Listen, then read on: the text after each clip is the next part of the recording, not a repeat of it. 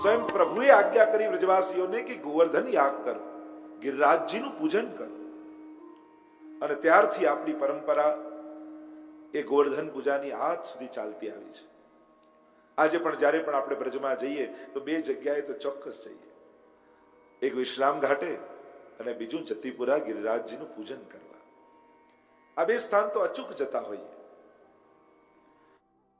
ગિરિરાજજીનું પ્રાગટ્ય ગર્ગ સંહિતામાં ગર્ગજીએ ગિરિરાજજી વિશે વિસ્તારથી સમજાવ્યું છે. જેમ ભાગવતજીમાં ભગવત લીલાઓ છે એમ ગર્ગ સંહિતા પણ વાંચવા જેવી છે. પ્રભુના પુરોહિત ગર્ગજી આ ગર્ગ સંહિતા લખી છે. શ્રી યમુનાજી, શ્રી ગિરિરાજજી, પ્રભુની અનેકવિધ લીલાઓનું વર્ણન ગર્ગ સંહિતામાં કરવામાં આવ્યું છે. એકવાર જ્યારે નિકુંજમાં ઠાકોરજી અને સ્વામીજી વિરાજેલા છે અને સ્વામીજીએ વિનંતી કરી કે પ્રભુ આ ગોલોકધામમાં કોઈ એવું એક દિવ્ય સ્થાન આપ નિર્માણ કરો જ્યાં સુંદર કંદરાઓ હોય, જ્યાં ઝરણાઓ વહેતા હોય, કંદમૂળ આદિ ફળ ઉગતા હોય અને આપણે એકાંતિક વિહાર કરીએ. અને કહેવાય છે કે એ જ સમયે ઠાકોરજીના હૃદયમાંથી તેજ પુંજ નીકળ્યું, 100 યોજન ઉપર ગયું અને ઠાકોરજીએ હાથ રાખ્યો અને 100 શિખર વાળા ગોવર્ધનનું પ્રાગટ્ય ગોલોકધામમાં થયું. જો આપણે ત્યાં તીર્થો, નદીઓ, પર્વતો, અનેક આ દિવ્ય સ્થાનોના 3 પ્રકારના સ્વરૂપ માનવામાં આવે છે. સીધી સાદી ભાષામાં સમજાવું તો આકાર અને સ્વરૂપનો ભેદ ભક્તને ખબર હોવો જોઈએ. આપણી ભક્તિની શરૂઆત આકારથી થાય અને સ્વરૂપમાં પ્રાપ્તિ થાય. દરેકના આધિદૈવિક દેવતાઓ આપણે ત્યાં માનવામાં આવે છે અને એટલા માટે જ આપણી સાકાર ભક્તિ અને એમની ઉપાસનાનો પ્રકાર આપણે ત્યાં માનવામાં આવે છે. તો ગિરિરાજજી પર્વત આકારે છે, એનું ભૌતિક સ્વરૂપ કહેવાય, પણ એમનું આધિદૈવિક સ્વરૂપ હરિદાસ વર્યનું છે, સ્વયં ઠાકોરજીનું છે. શૈલોસ્મી કહી અને સ્વયં પ્રભુ પ્રગટ થયા હતા અને કહ્યું હતું કે આ મારું જ સ્વરૂપ છે. એ રીતે જ યમુનાજી નદી આકારે છે, પણ એમનું સ્વરૂપ તો નમત કૃષ્ણ તુર્ય પ્રિયામ, ઠાકોરજીના ચતુર્થ પ્રિયા રૂપ શ્રી યમુનાજી છે. જે આપણે એમનું સ્વરૂપ જોઈએ છે, હાથમાં કમળની માળા લઈને જઈ રહ્યા છે, આ એમનું આધિદૈવિક સ્વરૂપ કહેવાય. એ રીતે જ આપણે ત્યાં દરેકના ભૌતિક અને આધિદૈવિક આમ સ્વરૂપો માનવામાં આવ્યા છે. તો ગિરિરાજજી પર્વત આકારે છે, પણ પ્રભુના પરમ ભક્ત છે. ગોલોકધામમાં પ્રાગટ્ય થયું અને જ્યારે પ્રભુને ભૂતલ પર પધારવાનો સમય આવ્યો અને પ્રભુ પધારે એના પહેલા પ્રભુનું લીલા પરિકર ભૂતલ પર આવે છે. અને ગિરિરાજજી, યમુનાજી, વૃંદાવન આ બધું જ વ્રજમંડલ એમ કહેવાય છે કે ગોલોકધામથી ભૂતલ પર આવેલું છે. એટલે પુરાણોમાં એવી કથા છે કે આ વ્રજમંડળ છે એ પૃથ્વીનો ભાગ નથી, એ સાક્ષાત ગોલોકધામમાંથી ભૂતલ પર આવેલું છે. અને વરાહ પુરાણ આદિમાં તો એ ઉલ્લેખ પણ છે કે જ્યારે પૃથ્વીનો પ્રલય થાય તો એ વ્રજમંડળ ડૂબતું નથી, કારણ કે એ પૃથ્વીનો ભાગ નથી. એવી ગાથા આપણે ત્યાં ગવાઈ છે. આપણે ત્યાં તો એમ પણ કથા આવે છે કે જ્યારે એકવાર ઠાકોરજી સમસ્ત તીર્થોને બોલાવ્યા અને તીર્થોના રાજા પ્રયાગને બનાવવામાં આવ્યા, પ્રયાગરાજ. તો હમણાં થોડા સમય પહેલા જ પ્રયાગનું નામ પ્રયાગ પડ્યું. ભારતમાં જ્યારે શહેરનું નામ હમણાં બદલવામાં આવ્યું, આપણું પ્રાચીનતમ તીર્થ પ્રયાગરાજ અને એનું નામ પ્રયાગરાજ પટી ગયું, તો કાલાંતરે પુનઃ એનું નામ પ્રયાગ કરવામાં આવ્યું. તો તીર્થોના રાજા માનવામાં આવે છે પ્રયાગને. અને બધા તીર્થોને બોલાવ્યા, વ્રજના આવી ફરિયાદ કરી પ્રભુને કે પ્રભુ આપે મને તીર્થોના રાજા બનાવ્યા, બધા તો આવ્યા પણ વ્રજ ના આવ્યો. પ્રભુએ કહ્યું મેં તીર્થોના રાજા બનાવ્યા છે, મારા ઘરના નહીં. વ્રજ તો મારું ઘર છે, મારું નિજધામ છે. ગુસાઈજીએ પણ એકવાર પૂછ્યું વૈષ્ણવને કે બતાવો શ્રેષ્ઠ નદી કઈ, શ્રેષ્ઠ તીર્થ કયું, શ્રેષ્ઠ પર્વત કયું.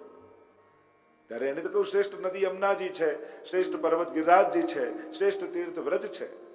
ગુસાઈજી કહે અરે મૂર્ખ, યમુનાજી તો ઠાકોરજીના ચતુર્થ પ્રિયા છે, શ્રેષ્ઠ નદી ગંગાજી છે.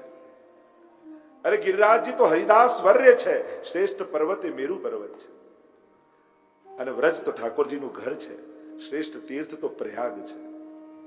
એવો ભાવ આપણે ત્યાં બતાવવામાં આવ્યો છે કે આ પ્રગટ ગોલોક ધામથી ભગવાનનું લીલા પરિકર ભૂતલ પર આવેલું છે, એટલે આ પૃથ્વીનો ભાગ નથી. અને આમ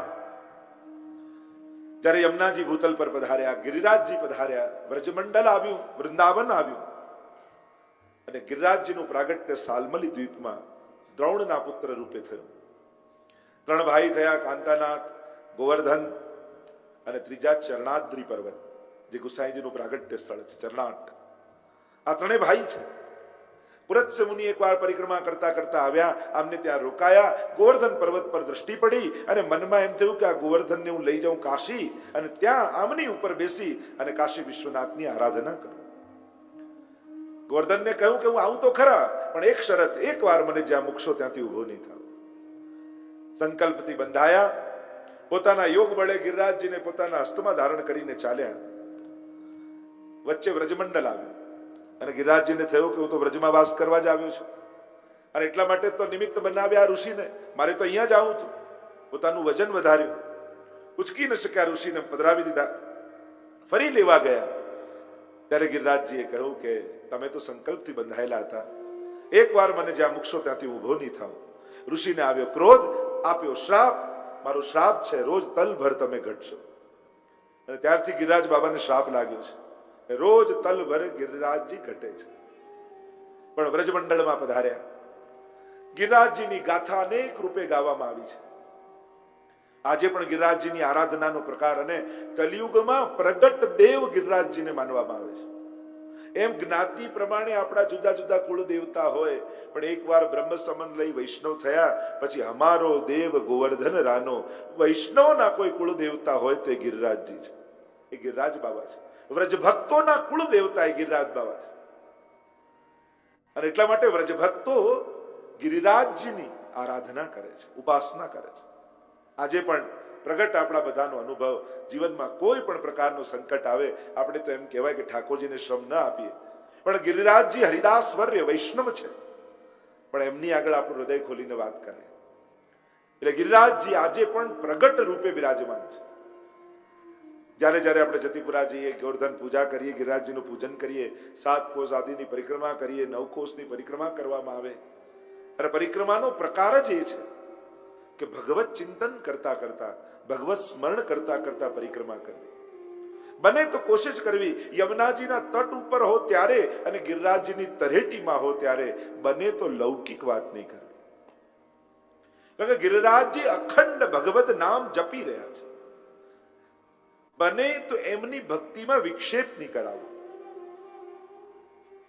ગિરિરાજજીની તળેટીમાં જ્યાં સુધી તમે હો, પ્રયાસ કરવો કે ભગવત નામ મુખમાંથી છૂટે નહીં. જરૂર નથી કે દૂધ ચડાવવાથી જે રાજી થાય, એ વધારે પ્રસન્ન થાય છે ભગવત ગુણગાન કરવાથી. જ્યારે સમાજનું સામર્થ્ય વધે ત્યારે વિવેકની વધારે જરૂર પડે. કઈ રીતે એમનું આરાધન કરવું, કઈ રીતે પૂજન કરવું, કઈ રીતે પ્રસન્ન થાય, એનો પ્રકાર વિચાર. બને તો ગિરિરાજજીના કોઈ એક ખૂણે બેસી અને ઠાકોરજીની લીલાના ગુણગાન કરવા, પાઠ કરવા, મંત્ર જાપ કરવા, ગિરિરાજજી ખૂબ પ્રસન્ન થશે. જરૂર નથી કે દૂધ જ ચડાવતા રહેવું. હા, આપણો વિક્રમ જે છે પૂજાનો, વિધિનો, એને આદર આપીએ, એક વિધાન પૂરતું પર્યાવરણ છે, પણ પછી વિવેક રાખો. ક્યાંક એક દૂધ ચડાવવાથી ગિરિરાજજીને શ્રમ તો નથી પડતો ને. અને પ્રશ્ન તો મોટો એ છે, તમે ચડાવો છો એ દૂધ છે કે નહીં, એ પણ પ્રશ્નાર્થ ઘણી વાર થઈ જાય. એટલે વિવેક રાખો. અને એટલા માટે બને તો ગિરિરાજજીનું આરાધન કરવા માટે ગિરિરાજજીની તળેટીમાં બેસી ખૂબ ભગવત નામ લેવું. ગિરિરાજજીને એનાથી વધારે આનંદ થાય છે, ખૂબ પ્રસન્નતા થાય છે. સ્વયં મહાપ્રભુજીને ગિરિરાજજીની તળેટીમાં રહેવું ગમે છે, એટલે તો એમનું નામ છે ગોવર્ધન સ્થિતિ ઉત્સાહ. સર્વોત્તમ સ્તોત્રમાં ગુસાઈજી કહે છે કે ગિરિરાજજીની તળેટીમાં રહેવું શ્રી વલ્લભને અતિ પ્રિય છે. એવા ગિરિરાજ બાબા આપણે ત્યાં તો કહેવાય, જ્યારે પણ પરિક્રમા કરો તો ગિરિરાજજીના 5 સ્વરૂપ આપણે ત્યાં માનવામાં આવ્યા છે. ગાયનું સ્વરૂપ, સર્પનું સ્વરૂપ, સિંહનું સ્વરૂપ, ગ્વાલનું સ્વરૂપ, રત્નજડિત ગિરિરાજજીનું, કહેવાય છે આ પાંચમાંથી કોઈ એક સ્વરૂપે ગિરિરાજજી અવશ્ય દર્શન આપે છે. આટલા સ્વરૂપો એમના માનવામાં આવે છે. અને આજે તો એટલી માનતા ગિરિરાજજીની છે, તમે જો દર પૂનમે જાઓ તો લાખ માણસ પરિક્રમા કરતું, એવો પ્રભાવ ગિરિરાજ બાવાનો છે. અનેક અનેક કથાઓ ગિરિરાજજી સાથે જોડાયેલી છે. નિત્ય ઠાકોરજીનો સંયોગ ગિરિરાજજીને છે. દિવસની લીલાઓ ગિરિરાજજીની તળેટીમાં થાય છે, રાત્રિની લીલાઓ ગિરિરાજજીની કંદરાઓમાં થાય છે. આપણે ત્યાં તો પ્રગટ ગોલોક ધામ વૈષ્ણવોનું ગિરિરાજજીની ભીતર માનવામાં આવે છે. દ્વાદશ નિકુંજ ગિરિરાજજીની ભીતર માનવામાં આવે છે. અને નિકુંજના 8 દ્વાર ગિરિરાજજીને ફરતે છે. આપણા અષ્ટ સખાઓ એ 8 દ્વારના મુખિયા માનવામાં આવે છે. આખો ગિરિરાજજીનો આરાધનનો પ્રકાર, એમના મહાત્મ્યનો પ્રકાર ખૂબ વિસ્તારથી અનેક જગ્યાઓએ ભગવદીઓએ ગાયો છે. અહીંયા જ્યારે ઇન્દ્રયાગ બંધ થયો, નારદજીએ જઈને સમાચાર આપ્યા ઇન્દ્રને. ઇન્દ્ર કોપાયમાન થયો. સંવર્તક નામના મેઘોને કહ્યું કે જાઓ આખા બ્રજને ડૂબાડી. કાળા કાળા વાદળો ઘેરાવા લાગ્યા આકાશમાં. મોટા મોટા વર્ષાની શિલાઓ પથ્થરની પડતી હોય એવી બૂંદો પડવા લાગી. ગભરાયા બ્રજવાસી. અરે આ બ્રજ ડૂબી જશે કે શું? દોડતા આવ્યા પ્રભુ પાસે. રક્ષા કરો પ્રભુ. પ્રભુ કહે કે મેં તો ગોકુલની રક્ષા કરવાનો સંકલ્પ કર્યો છે. હું નાથ છું ગોકુલનો. આવો મારી સાથે. જેનું પૂજન આપણે કર્યું છે ગિરિરાજ બાબા આપણી રક્ષા કરશે. અને બધા જ બ્રજવાસીઓને લઈ ઠાકોરજી ગિરિરાજજીની તળેટીમાં જાય છે. બ્રજવાસીઓ સાથે પ્રભુ પધાર્યા. ગિરિરાજજીની કંદરાની ભીતર પ્રવેશ કરી ડાબા ભુજાની કરિષ્ઠા ઉપર ગિરિરાજ બાબાને ધારણ કર્યા. બોલો ગોવર્ધન નાથ કી જય. ચતુર્ભુજ રૂપ પ્રભુએ ધારણ કર્યું છે. એક ભુજાથી ગિરિરાજજીને ધારણ કર્યા, બીજી ભુજામાં શંખ લીધું. શંખ એ જલનું આધિદૈવિક સ્વરૂપ છે. જેટલી વર્ષાનીથી જલ આવે છે એ બધું શંખથી ભગવાન શોષી લે છે. અને થયું કે આ વ્રજવાસીઓને મેં શરણમાં તો બોલાવ્યા, પણ આટલા દિવસ સુધી વ્રજવાસીઓ રહેશે કેમ? એટલે પોતાની અધર પર વેણુ પધરાવી અને ઠાકોરજીએ વેણુનાદ કર્યો. અને વેણુનાદ એવો કર્યો કે બધા જ વ્રજવાસીઓ પોતાનો દેહભાન ભૂલી ગયા. પહેલા તો જયારે ઠાકોરજીએ ગિરિરાજજીને ધારણ કર્યા એટલે વ્રજવાસીઓને એમ થયું કે આટલો નાનો કનૈયો આટલા મોટા પર્વતને કઈ રીતે ધારણ કરશે? બધા દોડીને ગયા ને લાકડી લઈને આવ્યા અને લગાવી દીધી લાકડી. અને લાકડી લગાવીને વ્રજવાસીઓ કહેવા લાગ્યા, કનૈયા આપ તું છોડ દે, અમે લાકડી લગાવી દીધી. ઠાકોરજીએ જ્યાં હાથ નીચો કર્યો ગિરિરાજજી નીચે આવવા લાગ્યા. ગભરાયા વ્રજવાસીઓ, પકડ પકડ પકડ પકડ. ઠાકોરજીએ ઉપર હાથ ધારણ કર્યો છે. અને ગોવર્ધન શ્રી ગિરિરાજ તો પરમ આનંદમાં છે. માનો ગોવર્ધન નૃત્ય કરે. પ્રભુને ભાર નથી લાગતો ગિરિરાજજીનો, ઉલટાનો ગિરિરાજજીને આનંદ આવે છે. માનો ઠાકોરજી ગિરિરાજજીને ધારણ કરીને સંકેત કરે છે કે આ ભગવદીના આશ્રયમાં આવશો તો મારો આશ્રય તમને સિદ્ધ થશે. આ ગિરિરાજજી બીજા કોઈ નહીં, હરિદાસોમાં વર્ય છે. પરમ ભગવદી એનું સ્વરૂપ ગિરિરાજજીનું છે. 7 દિવસ સુધી ગિરિરાજ બાબાએ ધારણ કરી રાખ્યું. આપણા શ્રીનાથજી બાબાના સ્વરૂપની ભાવનામાં એક ભાવના ગોવર્ધન નાથની છે. ગોવર્ધન ગિરિરાજજીનું વર્ધન કરનારા, ગિરિરાજજીને ધારણ કરનારા ગોવર્ધન ધારી પરમાત્મા છે. પ્રભુ 3 વસ્તુ ધારણ કરે છે: વેણુધારી, ચક્રધારી અને મમ પ્રભુ શ્રી ગિરિરાજધારી. ઠાકોરજી જ્યારે જ્યારે વેણુ ધરે ત્યારે સર્વને પ્રેમનું દાન કરે છે. જ્યારે પ્રભુ ચક્ર ધરે ત્યારે અભયત્વનું દાન કરે છે. અને જ્યારે ગિરિરાજ ધારણ કરે ત્યારે આશ્રયનું દાન કરે છે. આ 3 વસ્તુ ધારણ કરી પરમાત્મા 3 વસ્તુનું દાન કરે. બહુ જ મહત્વનું છે પ્રભુએ શું ધારણ કર્યું છે. એમ તો આગળ શંખધારી પણ છે, કારણ કે જ્યારે મહાભારતનું યુદ્ધ શરૂ થાય ત્યારે સ્વયં પ્રભુ પણ પોતાનો પાંચજન્ય શંખ વગાડે છે. પણ 3 વસ્તુ માટે વિશેષ રૂપે પ્રભુ પ્રખ્યાત છે. જ્યારે વેણુ ધારણ કરે અને વેણુનો નાદ કરે ઠાકોરજી, ત્યારે દૂર દૂર રહેલા ભક્તોને પોતાની નિકટ ખેંચીને લાવે, પોતાના સ્નેહનું દાન કરે. ચક્ર ધર્યો જનતાપ નિવારણ, પદ્મ ધર્યો જનતાપ નિવારણ, ચક્ર ધર્યો ભક્ત રક્ષા કે કારણ. ચક્ર ધરે ત્યારે ભક્તોની રક્ષા કરે છે. અને ગિરિરાજ ધારણ કરે ત્યારે આશ્રયનું દાન કરે. કહ્યું કે આ જે લીલા છે એ વ્રજ ભક્તોને અન્યાશ્રય છોડાવવાની લીલા છે. 7 પ્રકારના અન્ય આશ્રયો વ્રજવાસીઓને હતા. કારણ કે ઘણીવાર વિપત્તિ આવે, સંકટ આવે, ત્યારે માણસને સમજાય કે ભગવાન સિવાય કોઈ આશ્રય કરવા જેવું નથી. કારણ કે ત્યારે બધાને ચકાસી લે, જે કહી ગયા હોય કે અમે બેઠા છીએ, અમે તમારી સાથે છીએ, અમે છીએ. અને જ્યારે સંકટ આવે ત્યારે ખબર પડે કે બધા જ અસમર્થ છે. ઈચ્છા હોવા છતાં, એમ નથી કે ખરાબ છે, ઘણાની ઈચ્છા હોય, પણ ઈચ્છા હોય માણસની, પણ માણસ જેવો અસમર્થ બીજો કોઈ નથી. એ પોતે અસમર્થ છે તે બીજાને સમર્થ કેમ બનાવી શકે? અને એટલા માટે ત્યારે માણસને સમજમાં આવે કે આશ્રય કરવા જેવું કોઈ હોય તે ભગવાન છે. હા, કોઈનો સાથ લઈએ, કોઈનો ઉપયોગ કરીએ, પણ આશ્રય પરમાત્માનો થાય. મહાપ્રભુજીની તો સ્પષ્ટ આજ્ઞા છે કે અનન્ય આશ્રય દ્વારા જ ભક્તિની સિદ્ધિ થાય છે. અને અનન્યતા એ પ્રેમની શરત નથી, એ પ્રેમનો સ્વભાવ છે, એ પ્રેમનો નેચર છે. ભક્તાહ એકાંતિનો મુખ્યાહ. અને એટલા માટે વૈષ્ણવે સદાય ભગવદ આશ્રય રાખો. સ્વયં ગીતાજીમાં પણ ભગવાને કહ્યું ને, અનન્યા ચિંતયંતો મામ એ જનઃ પર્યુપાસતે તેષામ નિત્યાભિયુક્તાનામ યોગક્ષેમં વહામ્યહમ. તો અનન્ય ભાવે જે મને ભજે, મને શરણે થાય, મારે એનું યોગ અને ક્ષેમ હું કરી આપું છું. અને એટલા માટે ભક્તિ દ્વારા પોતાની નિષ્ઠા વધારે. જેટલી નિષ્ઠા મજબૂત હશે એટલો કૃપાનો અહેસાસ વધારે થશે. અને જેટલી નિષ્ઠા કમજોર હશે એટલી ભગવાન પર શંકા વધારે થશે. સત્સંગ કરીને શું પામવું છે? સત્સંગ કર્યા પછી ભગવાન પર વિશ્વાસ વધ્યો? હંમેશા ચેક કરતા રહેવું. મેં આ સત્સંગ કર્યો, મેં કથા સાંભળી, મેં પાઠ કર્યા, મેં દર્શન કર્યા, શું મારો ભગવાન પર વિશ્વાસ હતો એના કરતા વધ્યો ખરો? મારી દ્રઢતા વધી? સત્સંગ અને દુસ્સંગની આ જ વ્યાખ્યા છે. જેના સંગથી ભગવાનમાં અવિશ્વાસ પેદા થાય એ દુસ્સંગ, અને જેના સંગથી ભગવાનમાં નિષ્ઠા દ્રઢ થઈ જાય એ સત્સંગ. એવાનો જીવનમાં સંગ કરજો જે તમારી શ્રદ્ધા વધારે. કારણ કે અશ્રદ્ધાવાન વ્યક્તિ હોય છે ને, એ હંમેશા ચિંતા અને ઉદ્વેગમાં રહેતો હોય છે. પણ જેને ભગવાન પર શ્રદ્ધા હોય એને નિશ્ચિંતા આવે. કોઈ હોય ન હોય, મારો ઠાકોરજી મારી સાથે છે, મારો ભગવાન મારી જોડે છે. અને પ્રભુ કોઈ ને કોઈ રૂપે કોઈના દિલમાં વસી અને ઠાકોરજી તમારા કાર્યો કરવા આવી જ જતો હોય છે.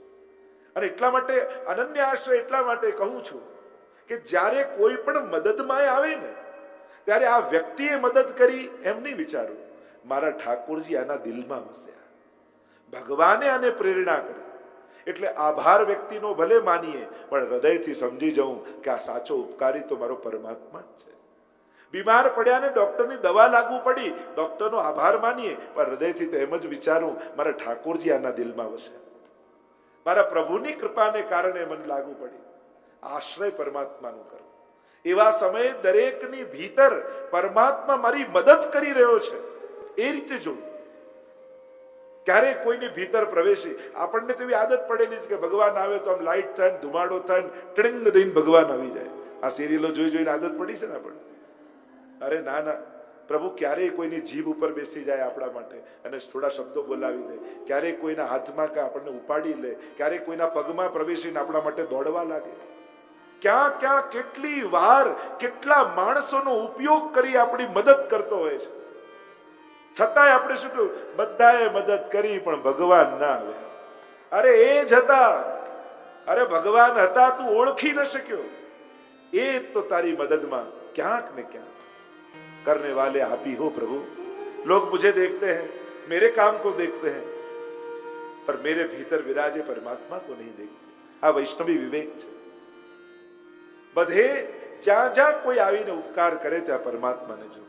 કોઈ સાધન નથી, કોઈ બળ નથી, છતાંય આ નાવ ચાલી રહી છે. આની ગતિશીલ છે. આ પરમાત્માની કૃપાને કારણે છે. અહીંયા બ્રજવાસીઓના આશ્રયનું દાન પરમાત્મા કરે છે. સર્વ અન્યાશ્રયો છોડાવી દીધા, બધા જ સાધન છૂટી ગયા, સમજાઈ ગયું શરણ કરવા યોગ્ય કોઈ હોય તો એ પરમાત્મા છે. 7 દિવસ સુધી ગિરિરાજજીને ધારણ કરી રાખ્યા. ઇન્દ્ર હાર્યો, દંડવત કરતા કરતા આવ્યો છે પરમાત્માના શરણે. ક્ષમા થાય ને તો દંડવત કરવા ઠાકોરજી, ક્ષમા માંગવા માટે, વંદન કરવા. વંદન ભક્તિ બહુ વિશેષ ભક્તિ છે. બીજું કાંઈ ન કરી શકો, રોજ ઠાકોરજીને દંડવત કરીને જાઓ. આવ્યો છે ઇન્દ્ર, ક્ષમા આપી છે પરમાત્માએ. આમ ગોવર્ધનધારી પરમાત્મા થયા, ઇન્દ્રના માનનું ભંગ કર્યું. એટલે જ શ્રીનાથજીનું એક નામ છે દેવ દમન શ્રીનાથજી. તમે દશમસ્કંદની લીલાઓમાં જોશો ને તો જુદા જુદા દેવોનું દમન પરમાત્માએ કર્યું.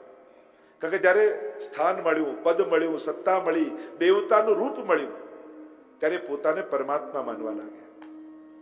એમ એમને થઈ ગયું કે અમારે કારણે આ દુનિયા ચાલે છે.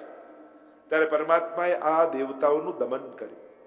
બ્રહ્માજીનું દમન કર્યું, ઇન્દ્રનું દમન કર્યું, વરુણદેવનું દમન કર્યું, કામદેવનું દમન કર્યું. દશમસ્કંદમાં અનેક દેવોનું દમનની કથા આવે છે. કારણ કે જ્યારે દેવતાઓ પોતાને પરમાત્મા માનવા લાગે, આપણે તે ત્રણ વસ્તુ જુદી છે: ભગવાન, અવતાર અને દેવતા. ઘણા લોકો કે આપણે તો 33 કરોડ ભગવાન. 33 કરોડ ભગવાન નથી, દેવતાઓ છે. એ પણ કરોડ કે કોટી, કોટી એટલે 33 ટાઈપના. ભગવાન તો એક જ છે, દેવતાઓ ભિન્ન ભિન્ન છે. 24 અવતારો છે, એની ઉપરાંત અન્ય બીજા અવતારો છે. 6 પ્રકારના ભગવદ અવતારોની ચર્ચા ભાગવતજીમાં આવી છે: અંશાંશ અવતાર, અંશા અવતાર, આવેશ અવતાર, કલા અવતાર, પૂર્ણ અવતાર અને પરિપૂર્ણ અવતાર. એતે ચાંસ કલા પુંસ કૃષ્ણસ્તુ ભગવાન સ્વયં. અને એટલા માટે આદરણીય તો દરેક છે, પણ આ ત્રણ અવસ્થા આપણે ત્યાં શાસ્ત્રોમાં, ગીતાજીમાં ભગવાને બતાવી છે. આગળ ઠાકોરજીને દુગ્ધાભિષેક કર્યો છે. ગોવિંદ નામ પરમાત્માનું પડ્યું છે.